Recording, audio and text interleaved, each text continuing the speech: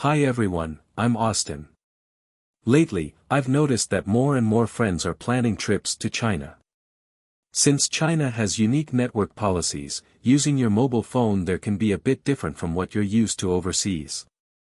In today's video, I'll walk you through, step by step, how to use your phone seamlessly in China. Alright, let's talk about how to use your phone in China. I'll break it down into 5 simple parts so it's easy for you to follow and understand. 1. Check your cell phone's compatibility. If your phone was made after 2020, there's a good chance it's compatible with China's networks.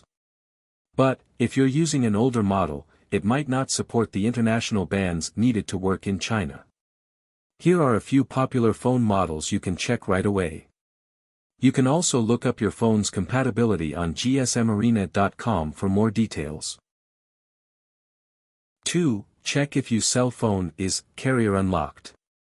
Ask your network carrier whether your phone is locked or unlocked. If your phone is unlocked, you can easily buy a tourist SIM card in China. If your phone is locked to your current carrier, you'll need to either use international roaming or rent/buy a phone for your trip. 3. Use your phone in China. Here are 4 options for staying connected in China. 1. International roaming. Use your current carrier's international roaming service. 2. Buy a China SIM card. Purchase a local SIM card specifically for tourists. 3. Use eSIM for tourists. Set up an eSIM for a hassle-free, digital option. 4. Rent or buy a pocket Wi-Fi. Carry a portable Wi-Fi device to connect multiple devices. Ways 1. International roaming in China. International roaming is definitely the easiest way to use your phone in China. The biggest advantage is that you can keep your original phone number, so there's no need to swap out your SIM card. This is super helpful in emergencies because you can quickly use your familiar number to contact your family or friends. Plus, you'll still have access to apps like Google, Facebook, Instagram, and WhatsApp, and you can continue receiving calls, texts, and updates from your home country without any hassle. That said, there are some downsides. The cost of roaming can be really high, so it's not the most budget-friendly option. The signal coverage and stability might also not be as strong as using a local SIM. And, because of China's internet restrictions, you won't be able to access local apps like ride-hailing or food delivery services easily. If you decide to go with international roaming, activating it is pretty straightforward. Just call your telecom provider's customer service and ask about their roaming service. Once you know the details, pick a package that works for you and have them activate it. Pro tip: double-check with your provider to confirm your phone is ready to use as soon as you land in China. By following these 4 simple steps, you can activate international roaming on your phone and stay connected while traveling in China. For example, AT&T and Verizon offer roaming plans in China for $12 per day. For a 6-day trip, that adds up to $72. But if your trip lasts 30 days, you're looking at a hefty $360. Pretty expensive, right? If you're looking to save money, it might be worth exploring other options like getting a local China SIM card or setting up an eSIM for tourists.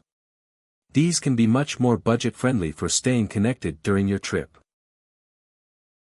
Ways 2. Buy a China SIM card. There are 2 types of SIM cards you can use in China. First, native SIM cards, provided by Chinese telecom operators.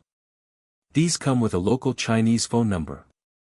Second, non-native SIM cards, offered by overseas operators. These are usually data-only and don't include a Chinese phone number. If you're thinking about getting a native SIM card, there are a few things to know. First, it's cheaper for calls and data, which is great for saving money.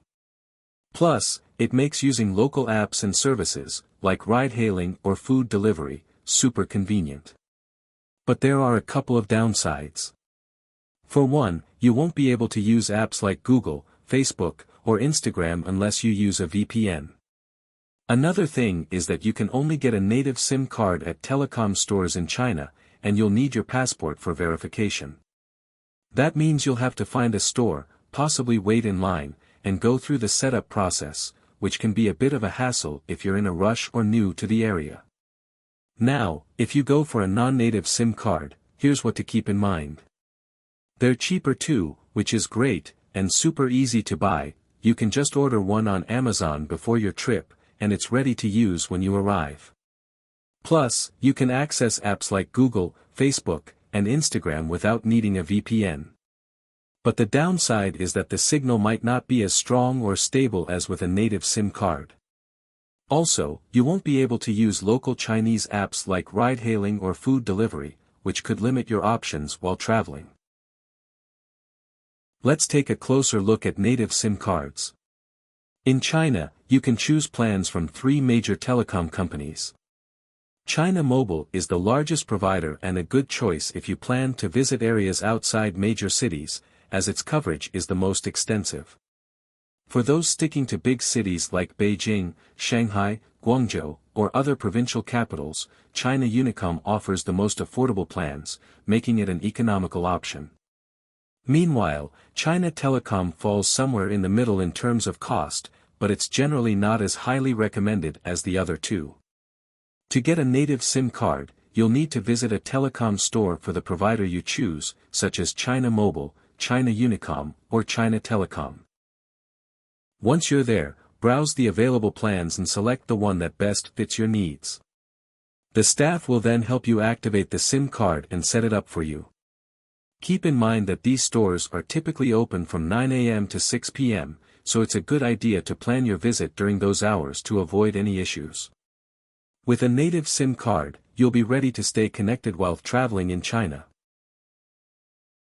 I've found 2 helpful videos that show how to locate telecom stores at the airport. You can check them out for step-by-step guidance. As for the plans, they can vary depending on the city. Generally, they start at around 100 Chinese yuan, which is approximately $14. If you're thinking about getting a non-native SIM card, you can grab one on Amazon. But honestly, I wouldn't recommend it. These are usually from smaller operators, and if something goes wrong, it can be really hard to reach customer service to fix the issue. That could mess up your trip, and it's just not worth the trouble. Ways 3, use eSIM for tourists. In China, local eSIMs are not available yet, so all the eSIMs you can purchase are from overseas operators, and they only provide data services. One of the main advantages of eSIMs is that they're more affordable than options like international roaming, making them a good choice if you want to save on data costs during your trip. They're also incredibly convenient to buy. You can purchase one online before your trip and have it ready to use without needing to visit a store. Plus, you can freely access apps like Google, Facebook, and Instagram without restrictions. However, there are some downsides. The signal coverage and stability of eSIMs may not be as reliable as other options, and you won't be able to use local Chinese apps like ride-hailing or food delivery services due to internet restrictions. To get an eSIM, you just need to find a provider, download their app or visit their website, select a package, and activate it before your trip. It's a simple and efficient solution if you only need data access while traveling. For example, you can check out the Nomad plan, which uses the services of China Unicom or China Telecom. A 7-day data plan costs $35, but I've got a coupon for you. Use the code LAUZCAYPSB, and you'll get a $7 discount. It's a great way to save a bit on your trip. For example, you can check out the Airalo plan, which uses the services of China Mobile. They offer a variety of packages, so you can choose one that fits your needs. Plus, here's a coupon for you. Use the code Austin1967 to get a $3 discount. It's a handy option to consider for staying connected during your trip.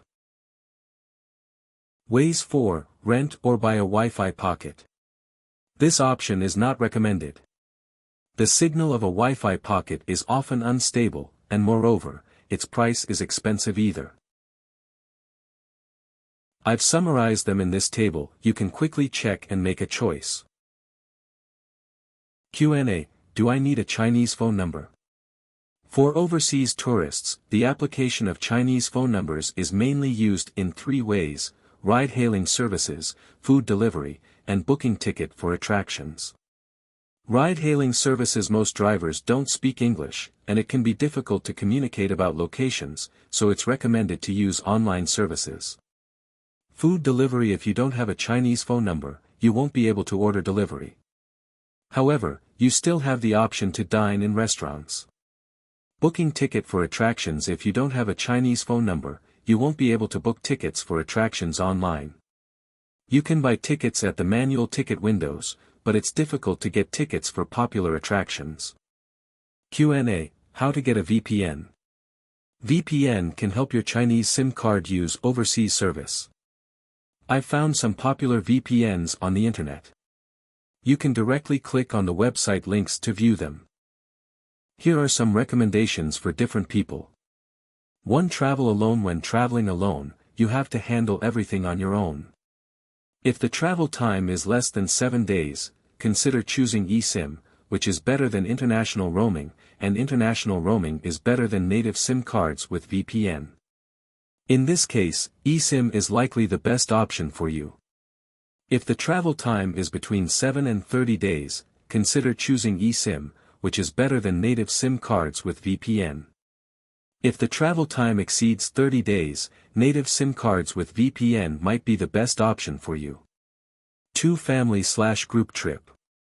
If the travel time is less than 30 days, it's advisable to get at least one native SIM card, and the others can use eSIM. If the travel time is more than 30 days, native SIM cards and VPN would be a good option. 3. Having Chinese friends. If the travel time is less than 7 days, eSIM is a better choice than international roaming. If the travel time is between 7 and 30 days, eSIM is preferable to native SIM cards with VPN. If the travel time exceeds 30 days, native SIM cards with VPN is the recommended option. Here's a cost comparison for you to review. In general, the longer your trip, the more cost-effective the native SIM cards with VPN option becomes. Well, that's all the information about using phones in China. Hope you all have a great time during your stay in China.